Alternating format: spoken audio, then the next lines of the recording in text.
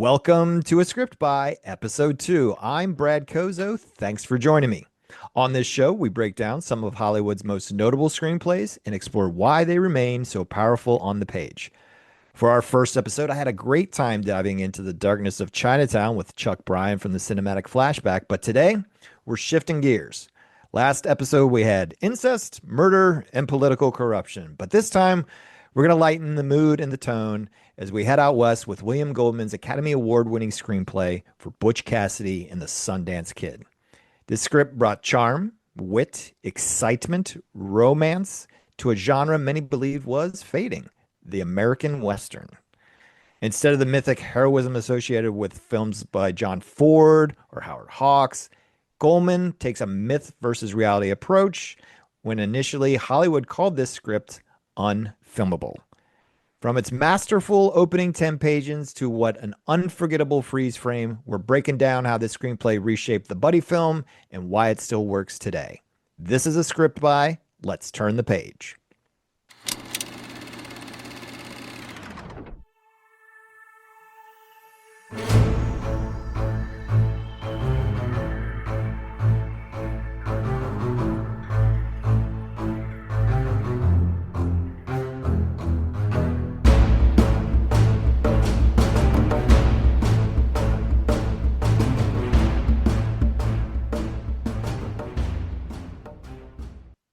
Welcome back to A Script By. I am your host, Brad Koszo, and this is episode 2, A Script by William Goldman, Butch Cassidy, and the Sundance Kid.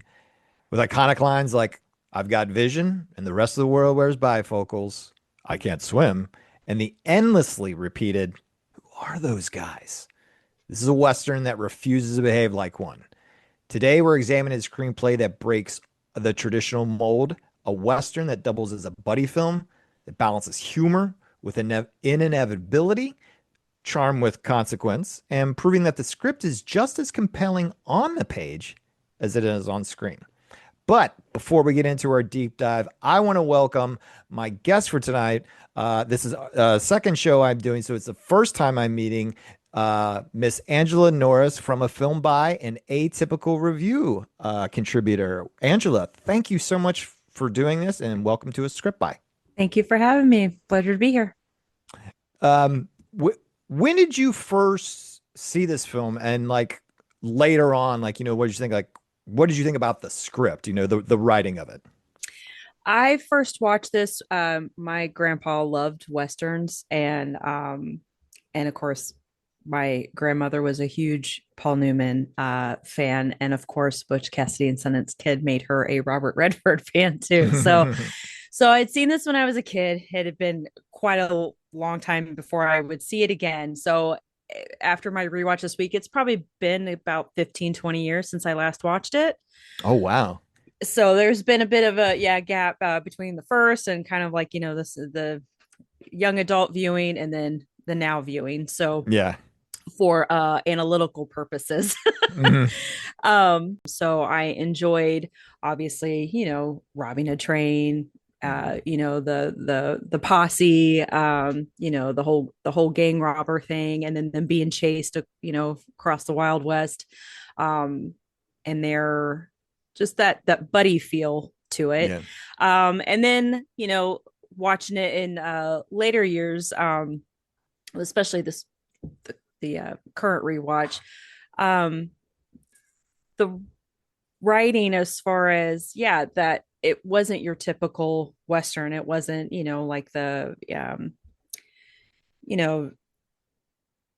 sorry, like your tip, like the typical John Wayne stuff, these guys, they're exactly. Constantly fleeing. That was the stuff that I grew up on. Yeah, they weren't from my father. Yeah, and that was huge in my family's, too. So it wasn't, you had him, John Wayne, Clint Eastwood. They would always be like that one guy, the center of it all, and everybody, feared them. This was very different because you had the buddy feel to it, a little bit more of the humor element with it, and then also them running away, not just like leaving the state or the West, but they left the country. Yeah. so that was John Wayne would never leave Bolivia to, to Yeah. divert outlaws or the law. And out of all the places, and again, I think, like Sundance or Bolivia, what Yeah. do you know what or even where that is at? And the thing is, too, what's great about that is even as you hear it, you're like, where your reaction is just the same as them. Where the hell is Bolivia? Right. You And even you're have like, to stop Yeah, you have yeah. to stop and like think about it, and you're not really, sure. And Hmm. I didn't see this movie till kind of later, at least as I was like, in my 20s, Hmm. I finally saw it, and I noticed how different it was compared to like, Pale Rider, The Hmm. Searchers, and all that stuff. I'm like, it was completely different, and it Hmm. was fun and laughable. And then the more and more just you're, and also too, it's just that chemistry between those two. I mean, Yes. he really knew how to write for those two. Hmm. I mean, and it also helps when the casting was just perfect for those two. Yes, and we're lucky because it almost didn't Yeah, it yeah, didn't it yeah. didn't start with them two. It could have Yeah. been very different. And we Oh, could be yes. talking about another movie instead right now. Yeah. Well, we'll get into a little bit of the writer William Goldman's background. Before Butch and Sundance, made him a household name. He was already an established novelist from the 50s and 60s, and he basically built his reputation writing commercial, fiction novels, and I think he kind of broke in with this movie, Harper, with Paul Newman, of course. And funny enough, I haven't seen it, but now I'm going to. Um, I haven't seen but that one either. I'm sure it's great. He became fascinated with the real Butch and Sundance because he was reading about him, and every time he was reading about him, he noticed something unusual. I mean, they weren't remembered for their brutality. They were remembered for their personalities. They were Hmm. apparently charming, talkative, like almost insecure, and that just like intrigued him. Stay with him for years because he couldn't figure out the tone. Was it a Hmm. comedy? Was it a tragedy, a parody of a Western? And then eventually just realized, well, I think it's all three. And then when he finally wrote it in the mid 60s, they didn't know what to do with it. Hmm. They were like, it feels modern, but it's supposed to be a Western. The heroes talk too much. It ends on a freeze frame. And yet the script sold for an unheard of $400,000. Oh, good. Yeah, I can only Yeah. imagine what that would equal out to today's money, but I'm sure it's got several more zeros. I mean, How far $400,000 that for yeah a script even today today would be a is lot. pretty good, I think. But I mean, why did he get that much? Because the writing was just undeniable. I mean, the banter crackled. I mean, Hmm. the structure is so Hmm. tight. Even that friendship, it felt you could feel the friendship on the page, Hmm. and he wasn't selling a Western. He was trying to sell a movie you could already kind of like see already, Hmm. and that basically just changed his career forever. And also too with the friendship dynamic that usually in that line of work you really couldn't trust anybody, and obviously he, in the beginning we see that his original gain had already kind of almost started to turn on him, but those two, like, you really could feel that they could count on one another, and that's how they were able to, have a partnership, Yeah, with that as well, not just a lone ranger type thing. yeah, exactly. Well, before we get into our deep dive, we're going to take our first break, and when we come back, we will jump into the first 10 pages and Act One of Butch Cassidy and the Sundance Kid. Welcome back. We are talking Butch and Sundance and diving into the first 10 pages, which may be considered one of the best character reveals of all time. Mm-hmm. I mean, one of the smartest things that Goldman does in those pages is reveal Sundance not through dialogue, but through his reputation. Mm-hmm. We don't learn who Sundance is because he doesn't tell us.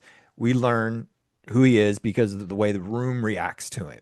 Mm-hmm. The card player that he's playing against Macon, his fear does our storytelling, you Mm-hmm. know, and then when he's like, are you really that good? And he shows us, then the myth is finally confirmed. We don't Mm-hmm. have to explain it. Um, this technique is kind of copy, well, not copy, but I believe homage, a few times in really great way. Like In the original Mad Max, Hmm. they kind of use this. We hear the other officers talking about him with urgency. Send Max. His reputation enters the scene before he even does, and when he shows up, calm and controlled, once again, that myth makes a reaction. Or Escape from New York with Snake Plissken. He's introduced to us by Bob Houck. He's listing off his exploits, his military record, everything. But they basically treat him like a legend before we've even seen him. Hmm. And so they tell us who snakes in. That's myth first writing. That's great. And he does this and Goldman does it in about 10 pages. Hmm. Yeah. And even if And you're reading it, you don't know who the man is yeah, because he has it listed as under like a description name, not his actual name right. either. So what makes this kind of reveal work? I mean, is it the silence of it, or is it the way that the other characters is reacting? Probably a little bit of both, but definitely, like you said, the reaction of Macon and Robert Redford just playing it oh so cool. You're not really seeing his eyes in the beginning either. I don't think. Isn't his hat like a little bit too low? So you're just watching him flip the cards. I'm sorry if I'm describing that wrong. No, I think you're right. And the Um, shot and it just stays on him. yeah, and it's just on him, so you just hear the other person's You don't voice. So see you don't Macon. yeah, so you don't even know like who is he even, messing with, or is the person that we're looking at, is that meant to be the distraction, and the person we should be worrying about is the one, with the back. And then of course then, Butch comes in and the whole cheating thing and I mean, it's just, and whatnot. it's Yeah. so just, you're starting to kind of believe him. Mm-hmm. That's how good he is at talking. You're starting to believe him saying like, you're good, kid, but and then it's just, he knew just to say, I don't know what to tell you, Sundance. And just everyone's just like, Right, oh, like, oh that's who's sitting boy. against me. And then you can probably, all of a sudden hear the clenching of making Yeah. like, oh God, I just accused him of cheating. Yeah. And And even this if guy he and is, even if he did, I shouldn't do that because of who he is. yeah. And the way they leave, Uh-huh. it's nice. And you just say, these guys are, yeah, they're outlaws, but these are good guys. They're Yeah. not going to hurt anyone they don't want to hurt. They're just like, well, all right, we're out of here. Right. And then playing that of oh, making like, no, you need to invite us to stay. we Yeah. we have to be the ones to say no, we can't be here. So Yeah. that was just a little fun little, basically a cat playing with its, mouse before killing it, Yeah. kind of a thing, just teasing.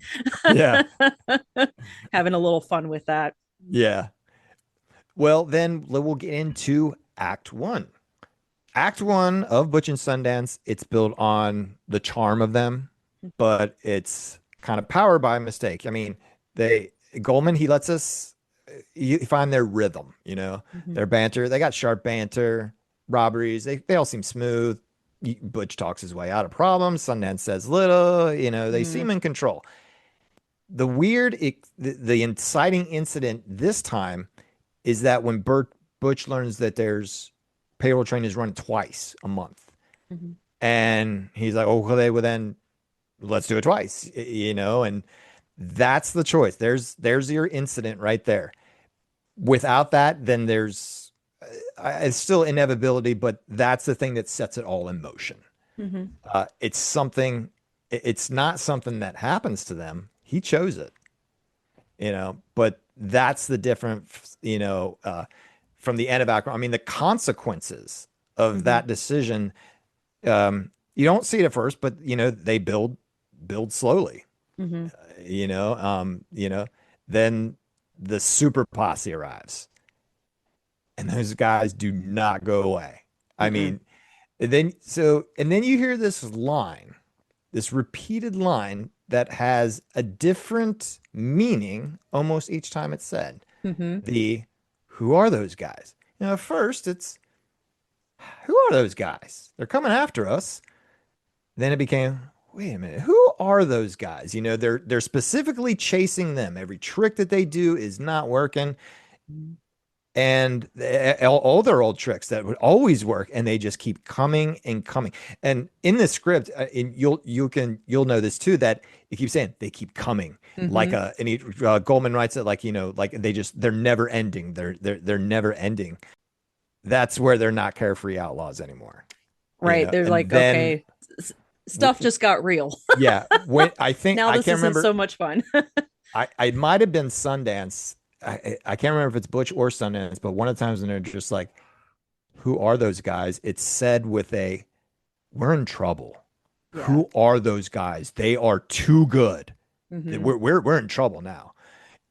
So um then it's just survival Mm-hmm. from then on, and so the act one, it works if you want to put it like, structurally, ambition starts the story, consequence closes the act. Now, we don't have to do this every episode on a film. I'll just kind of do it as, but Act One ends you around page 30 or something, around a half hour in the film. So the structure is perfect. Mm-hmm. And he just builds them both out of their character. But I guess my question to you, Angela, is the story really about outlaws being hunted, or about men who refuse to see their time is just over? I think definitely the latter, I believe. Yeah. I mean, It's like they had a good run. You start getting, I think, if he would have just been happy with hitting it the train once, who knows? Maybe the posse wouldn't have, the super posse come after them. It's like, when will enough be enough? And yeah, when the greed takes over, and I know what was the other line that he likes to say is, I have vision, the whole world has bifocals. And right. so obviously he little overconfident, a little, Yeah. And didn't really, has never really faced a serious consequence to his action, and now it is in a very, very, very big way, with interest, maybe even. yeah. And still always ends up poor. Yes, And yeah. like Etta says, oh, it's because you buy everyone drinks and you spend too much money and buy things you don't need. And he's like, Mm-hmm. oh, yeah, yeah, Maybe, I yeah. do. I guess, yeah. I guess Yeah. I hand in my own problems. Who'd have thunk? He doesn't want to quit, Right. and so Yeah. um Guys like that, just, yeah, they don't. they don't quit. Yeah. So we're gonna take our second break, and we come back. We're gonna dive into Act Two of Butch Cassidy and the Sundance Kid. Welcome back. Act Two is where the charm starts to kind of wear thin. After the cliff jump, the famous cliff jump, uh, the chase just doesn't end. The super posse, they keep coming. And then that's the shift. This isn't the old West anymore. The law now is, they're organized, they're very strategic, they're modern. Um, he's not being, he's not just doing like the thing about a local sheriff. He's being tracked by a system. I mean, Mm-hmm. those, like I said, with those who are those guys, they start out as humor, but by act two, it's anxiety.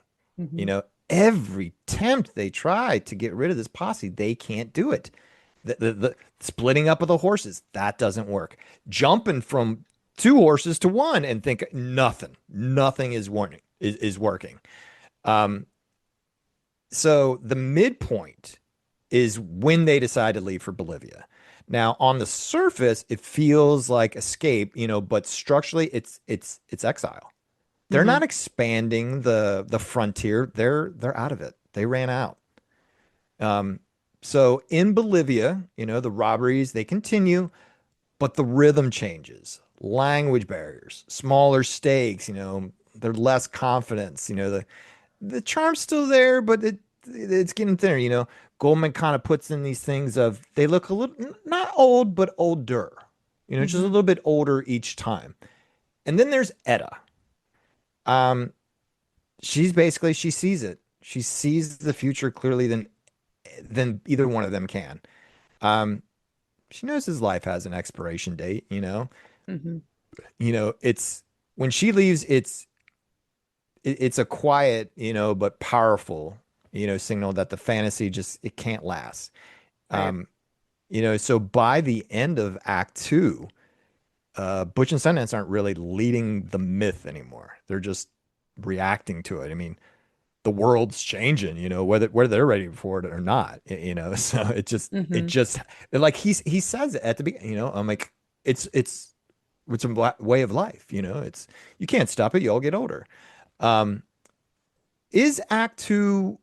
Is it about really being chased, or is it about them just their modernization catching up with their mythos? Part of being able to survive is being able to adapt. Mm, And, they tried going straight, quote unquote, for like a hot minute. That didn't quite work because if they're not the ones being the robbers, somebody else will anyway. And then they right. still don't get, at least if they're the ones who are doing the robbing, they get paid at the end of the day. Um, and like you said, it's lower stakes, and also just kind of the landscape that you also kind of feel, at least I did. um It starts it's off basically fun like there. taking, yeah, like candy from a baby, kind of, if that makes sense. I don't know, it just didn't seem like there was, I don't know, as much of Yeah, a it was. challenge. I mean, even with the language barrier stuff like that, it just maybe seemed to be kind of like low hanging fruit, if Well, that makes especially a sense. major difference to the banks from the very Yes. very beginning. Yeah. It's and they're having some fun at first. Mm-hmm. They're trying to make the best of it. When they arrive there, it's funny. That, yeah, I mean, It's very I would funny. completely agree with Sundance of like, you know what, I'm just going to shoot you right now myself. And Yeah, it's like what could you possibly want yes. here? And just uh, um, but that's the thing yeah, that cracks me up. And then her just kind of being there with them. mhm. It's almost like one last ride, Yeah. and she even kind of, I think she even thinks of it as kind of a going away party. What do you Hmm. think? Do you think she's aware of that before she goes or while she's there? I think she's educated and wise enough Yeah. to understand. I mean, knowing who these men are, and how long that they have known each other, because they do say that in a little bit of, not just in their context but also in their dialogue, that they have known each other for several years. And it's, and like she had said, hey, I'm 26, I'm a school teacher, you guys are the most exciting thing I've had. Before Yeah. they go on to the steamship, they have a great day at Coney Island. You see all the fun stills and the pictures and stuff that she Hmm. wouldn't have been able to experience otherwise. And probably once they do step onto that platform in Bolivia, it probably was like, oh my goodness, maybe this fun ride is going to be a lot shorter than what Yeah. I thought. Yeah. I knew there would be, definite short lived, but maybe didn't realize how short lived Right. it would be until she, until she saw that. So, and then she made her, exit appropriately as she should have. Yeah. Yeah. So Act Three begins when the illusion finally starts to collapse. They're in Bolivia. The robberies they start to unravel. You know, for the first time, they kind of really look mortal. They try to they try to go straight, but it doesn't feel right. Yeah. It's just so awkward. Like you're just, It yeah. they're pretending to be in a world that's basically already move on, Mm-hmm. and then pretty much right after that, the final robbery just spirals out just so quickly. I Mm-hmm. mean, they're so outnumbered, and this time there's no clever escape. You know, Mm-hmm. it's what makes this ending really powerful. It's not because it's a spectacle, and it is. It's a good gunfight. I'll give them that. It's a pretty good gunfight. I don't remember the gunfight being as good till when I watched it recently. I'm like, this is a Mm-hmm. pretty good standoff. Mm-hmm. Um, but I think the bigger thing is it's the inevitability. Yes. He has them charged together, and then so what he does perfectly is he freezes it. Mm-hmm. Then the myth is preserved. We don't Right. see them die. It's the myth is still alive, and Mm-hmm. that's what they kind of want. It's definitely different from another kind of mood changing Western or tone changing Western from the same year. That was Peg and Paul's Wild Bunch. kind of did the same thing with the characters of losing to modernization, but he does it with chaos, brutality. I mean, it's explicit, it's Hmm. operatic. The death of the West, it's violent, it's bloody, it's undeniable. I mean, don't get me wrong, I love the Wild Bunch. It's maybe next year we'll have to do a Wild Bunch episode because it's so great. Um, but that's where Goldman just does the opposite. He freezes that myth before they can just get gunned down, like Bonnie and Clyde, or Hmm. the gang in the Wild Bunch. Um, y- you know, like I said, one of them they show the legend dying, the other one preserves in the memory. That's the choice. It's basically everything about the tone.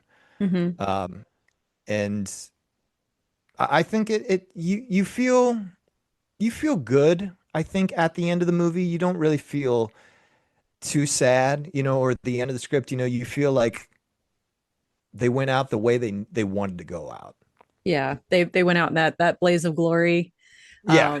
And even like the band, like that very end, that banter, I don't think it was a matter of them trying to convince themselves that the inevitable wasn't going to happen, like they were actually, about to face their, death together. But I think just that maybe used more like as a distraction that kind of helped keep them pumped up and going out to do what they did, talking about Australia and then still joking about, the Yeah. banks and the women and the beaches. And he's like, well, you don't need to swim, that's not important, that kind of thing. Yeah. So they kept that up, while they're trying to like regroup for that last final hurrah. Cause I don't believe they even realized that they were fully surrounded at that point.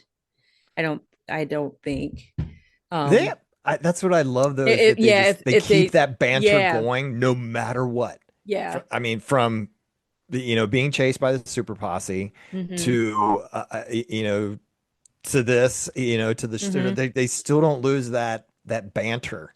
yeah. And I feel That like there was a little bit one last light of because even you kind of forget, man, they're gonna get killed, but then you see them going back and forth, like, oh well, maybe they won't, like it gives you that little hope just because of the way they're acting. They're like, no, they're gonna die. Well, I think it's when right before Etta makes the decision to leave, is she's laying out these possible options for these guys after Mm-hmm, uh the the attempt at going straight, mm-hmm, working for the payroll guy gets basically ruined. I'm like, we're still gonna get shot at, right. and she's kind of throwing out some options, and like, what about a farm? And like, which, And Sundance is like, ranching, I don't know yeah. anything about farming. And then like Newman saying, he goes, it's hard. It's brutal hours. We're too old. We're beat down. We can't Mm-hmm. make it. And they both, kind of look, and I think then is when they know it's over. Or And I think that's why it's easy enough I think they both have that understanding then that we're done. mm-hmm. We're done. And at least they were gentlemen about not dragging Oh, little Miss Etta into it. And they're like, hey, whatever you want to do, and And she, they were probably she like, knew it. yeah, you should, yeah, you should go. And We I don't think we she don't want you knew to it. be. She accepted who they are. She Mm-hmm. never tried to change either of them. Mm-mm. They were, Sundance is kind of a jerk to her, Butch is Yeah. sweet. So she never tried to change them. She knew who they were. And that's a great, great character. Mm-hmm. It's just someone that's just a kind of a nice flower that they can, both of them have that they can hold on to. And Mm-hmm. I think that's great that they each have something a little special about Etta A, for both of them. a little calm in their Yeah. storm. On our last episode with Chinatown, we talked about the controversial ending of Chinatown. For this episode, the thing that sticks out the most for me is foreshadowing and basically the end of the era. The most powerful thing about Goldman's script is that it never hides the ending. It foreshadows it from the beginning. Early on, Butch says, "We all get old. It feels light, but no what? It feels light, but in a Western, that's loaded. These Mm-hmm. men aren't built to grow old in this world. Mm-hmm. Etta makes it clearer. She tells him, I'll stitch you up. I'll cook your meals, but I won't watch you die. And she doesn't. Mm-hmm. She leaves before that final act, as we all know. That's not character choice. That's prophecy.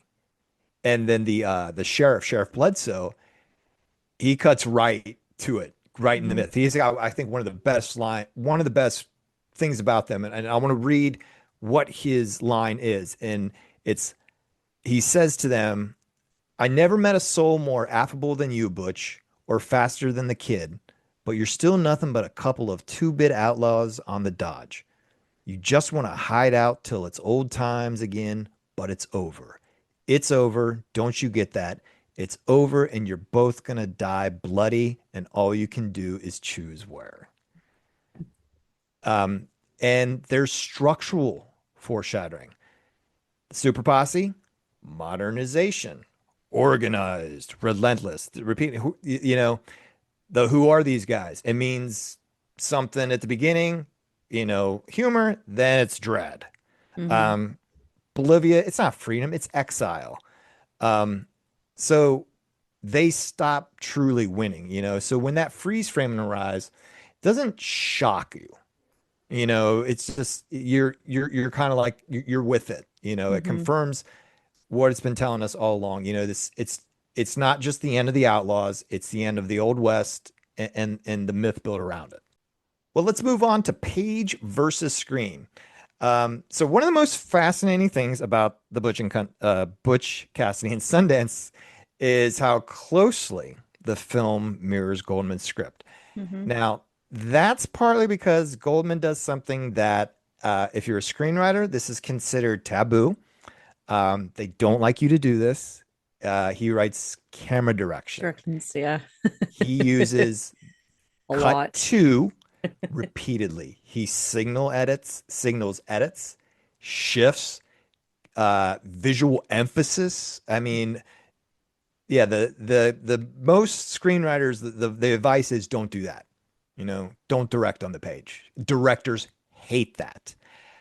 Um, but he wasn't really micromanaging. He was just kind of controlling the rhythm of it.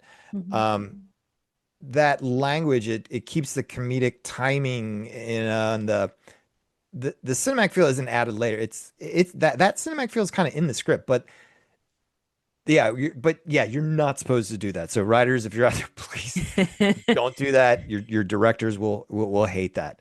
But the key difference with Goldman is that he wasn't an unknown writer, just trying to break in. I mean, when his script sold for the 400, he was a well-known writer, and Mm-hmm. he was already established. They trusted his voice, and that the film and George Roy Hill, he follows that script because the vision was already there. Mm-hmm. He didn't ignore the rules. No, he didn't. He understood them well enough. He just bent them a little bit. Um, Definitely an so, exception to all those rules. so then here's my question: when can you break those rules as a screenwriter, and Right. when can't you? Do you think they should kind of break the rules in their writing, or should they, not break the rules? And who would, what kind of people would be able to do that? Like, I feel like the only people that maybe be able to do something like that would be, people like Goldman with clout. Mm-hmm. Um, Yeah, definitely. Yeah. Obviously somebody that's a writer, director that's doing their own writing and Right. Doing directing. their own thing. Yeah. But I can see the Coen brothers doing something, that kind of Mm-hmm. really bends that rule. But As far there's, as yeah, with if it's something that's meant to help enhance, the scene, the dial, that there is a specific vision in order to make that scene work, or that, to provide that content. Sometimes yeah, it is required because if that's part of that writer's vision, I can understand how that could come across to a director that's supposed to be the one making all those calls and things like that. But yeah, sometimes there is a specific it's a tough call. notes vision. I mean, yeah, you definitely don't do it Don't do it. I throughout mean, the whole time. Maybe if you have to do you'll it have it in once, your head. maybe twice, but at that point also too, as a writer, you're going to have to kind of let go of somebody else's. Yeah. It's going to have 20,000 other opinions on it, and you'll be lucky that if it even resembles Yeah, the you're lucky if piece you it even even had, yeah, originally. So if it, if you can get at least that much off of it, cash your check and enjoy it. yeah, it's unfortunately that's part of the price of art and filmmaking. You just have to kind of be okay with that. Yeah, That it's still a job and you're going to have bosses and the heads of people being the ones to make the decisions in the yeah, end. And just hope that there's still a reflection of your original piece in it with your yeah. name Just on be, it. yeah. Your name's on it. You're Yeah. good. So we're gonna move on to dialogue, character, and subtext. I mean, it's obvious the reason this script is still feels alive. It's the dialogue. Mm-hmm. It's not cool lines. I mean, it's rhythm. Mm-hmm. Um, Butch talks constantly, clever, optimistic, always got the next idea. But he keeps control even when things are going Mm-hmm. terribly. Um, and Sundance is the counterweight. He speaks less, and when he does, it's direct. Yes. It's It's grounded. It's worth skeptical. listening to. Yeah, yeah. It's like, oh, he's fine. It's like a silent Bob. It's like okay. He, Mm-hmm. he said what? You're right. Yes. Um, but yeah, underneath that banter though, there's subtext. When Butch says I've got vision, that's his confidence, but it's denial. Mm-hmm. Um, when Sundance says I can't swim, it's funny, but then you see a little bit of vulnerability Mm-hmm. for Sundance. Even he uses charm to make us kind of lean in, but kindly reminding the audience they're running out of time. Mm-hmm. You know, the humor the humor keeps them human. The humor makes them human. Um, but the subtext is that the ending is inevitable. Mm-hmm. You know, that's the balance that why it keeps going, which brings us to legacy and lessons. The script changed what a Western could be. Instead of the mythic heroism with Ford and Hawks, Goldman gave us charm, irony, inevitability. Mm-hmm. He didn't explode the genre the way so much like we talked about as the Wild Bunch, but he made outlaws funny. He Mm-hmm. humanized them. He made them vulnerable. And one of the things you don't see in westerns, self-aware. Of this is dangerous. Right.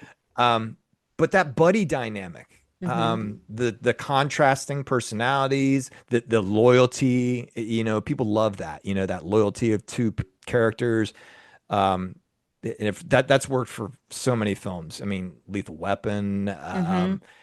I feel that you got a kind of uh, George Clooney and Brad Pitt in like the Ocean's film. They kind of have that Mm-hmm. kind of thing. Um, but structurally, I mean, it still holds up. Every turn, it grows out of the character, the ambition of the inciting incident, the exile at the midpoint, inevitable ending. I mean, would this script sell today?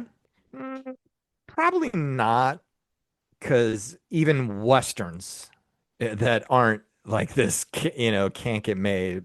But not in its exact form because it's patient. It's very dialogue driven. In Mm-hmm. westerns, it's usually not very much dialogue. Um, so I think it's this that has tone over the spectacle of it. But like we said in our last episode, great scripts, they don't chase trends. They Mm-hmm. define them. Uh, he Goldman didn't just write a western. He wrote the western that quietly closed the door on the old westerns. So we're going to get into a thing that I did our last episode, and a thing I really like to do, a companion pick, something that goes along with this movie or film. It can be anything, a book, a movie, another screenplay, an homage kind of film. So many things, so many routes you could have taken with this movie. But my pick, I'm going to pick the standard one, and that's William Goldman's The Adventures in the Screen Trade. In this, you got the full script for Butch and Sundance, so you can see all the cut twos. Uh, Yeah. but the what's great about it is that he critiques it. He will talk openly about what works, what doesn't work, where he struggled, and what he would change today. Um, he, including that he has that great famous line about Hollywood. Nobody knows anything. He it's a great book. It's got, I mean, he tells some great stories, but he's very critical of himself. So he knows the script's fun, but it's a good read. If you really like the book, or I'm sorry, if you really like the movie, you really like William Goldman, at least pick up one. He has a couple books out, but this is kind of his most famous, Adventure of the Screen Trade. Angela, do you have a companion pick? Yes. So I would pick The Sting. Um, it's that one I have watched so many times, and it definitely that is my favorite, like Newman Fred. I mean, I know they only did the two, but But it feels like they did more, I right? yes it does. And I Right. always have to remember. I was like, wait a minute, yeah, they only did two, so that's why I said it that way. Forgive me. Yeah.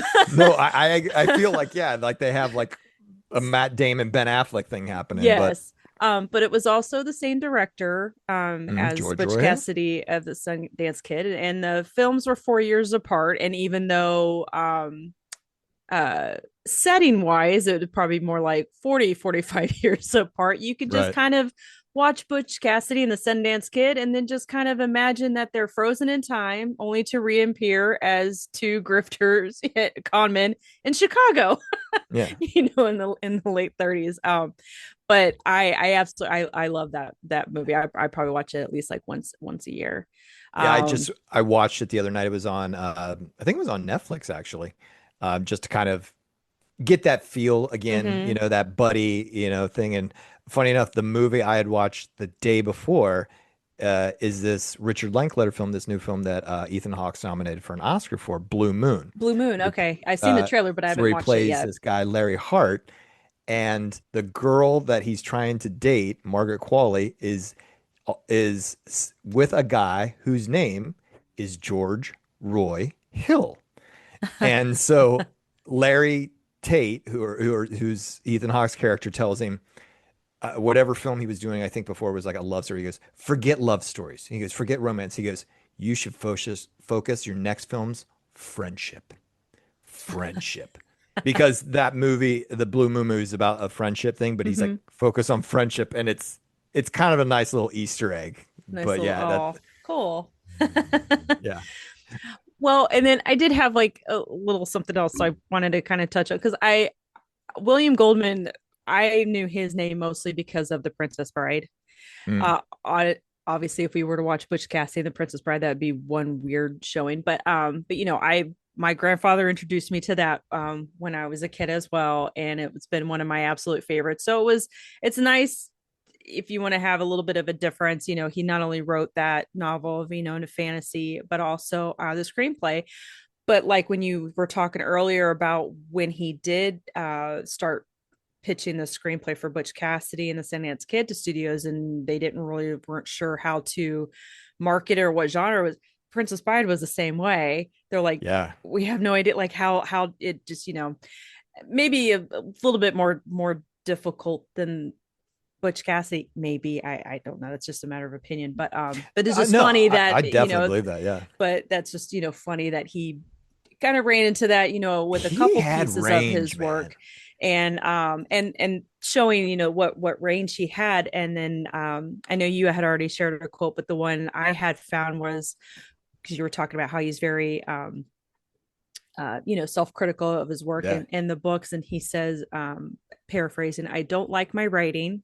I wrote a movie called Butch Cassidy and the Sundance Kid, and I wrote a novel called The Princess Bride. And those are the only two things I've ever written, not that I'm proud of, but that I can look at without humiliation. So if you wanted to do the viewing based, with that that, hey, he wrote these two things and he's not humiliated by them, do it that way. Or if you want to pretend that Butch Cassidy is Sundance Kid, frozen in time, and then reincarnate back up as Common in Chicago, then do the Sting. Yeah. Yeah. I mean, so many great screenplays. One that is another great fun Western that he did, Maverick. He wrote the screenplay for Maverick. It kind of has that fun. Oh, I totally Uh, overlooked. Yeah, I totally didn't yeah, realize that was part of his list. Yeah, the Mel Gibson and James Gardner and yeah. It's got a yeah, very. It's a fun kind of yes, film. The same kind of yes, tone, But yeah. Misery. He adapted that screenplay. Uh, Jeff and I did, I think, an episode, or yeah, it was Jeff that did an episode of Marathon Man. It Okay. was his book that he adapted to a screenplay.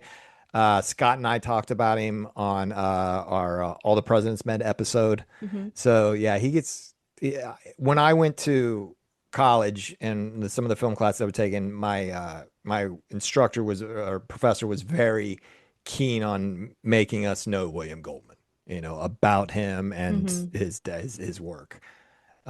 So I'm just passing along the favor. Yeah, no, I really appreciate being a part of this episode. I get to learn, quite a bit more about Yes, him. thank you. With that, because like I said, I kind of had him in my head a little bit limited to, The Princess Bride, but is also I never really had a reason or an inkling, I guess, just to never be like, hey, what else has he done?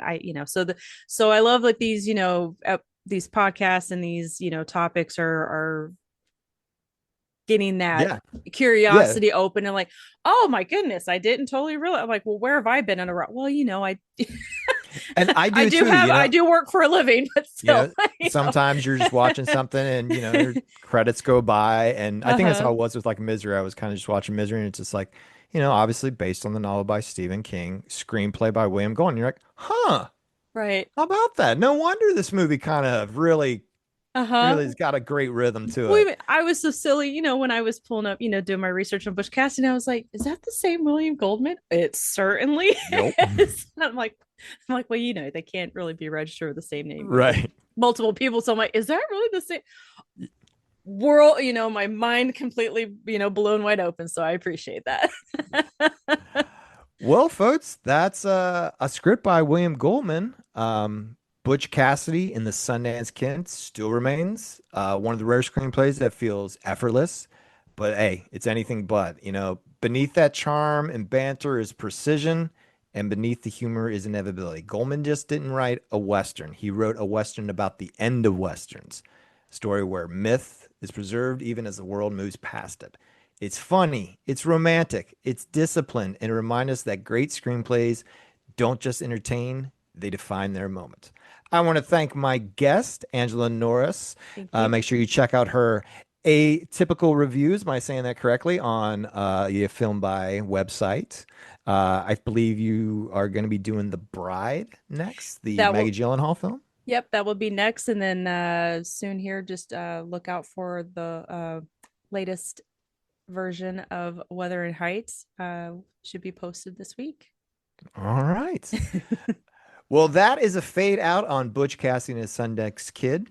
Next time, we leave the outlaws behind and head to a dying Texas town. We'll open the pages of The Last Picture Show, written by Peter Bogdanovich and Larry McMurtry, based on his novel. A script that strips away myth entirely and replaces it with loneliness, memory, and the quiet ache of change. If Butch Cassidy is about the end of the West legend, The Last Picture Show is about what's left when the legend is gone. That's next on A Script By. And make sure you keep up with the Film By with new episodes dropping every Monday and the continuing popular Star Trek series Phaser Set to Stun every Wednesday. A Film By is starting off March with Meryl Streep and Nicole Kidman month with The Devil Wears Prada featuring Angela herself. Please join us on social media. You can find us on YouTube, Instagram, Facebook, and X. Don't forget to visit the official A Film by Podcast website at www.afilmbypodcast.com. Email us at afilmbypodcast@gmail.com. We love interacting with you, sharing opinions, taking your requests for future episodes, and debating great movies. That will do it for A Script By. See you next time.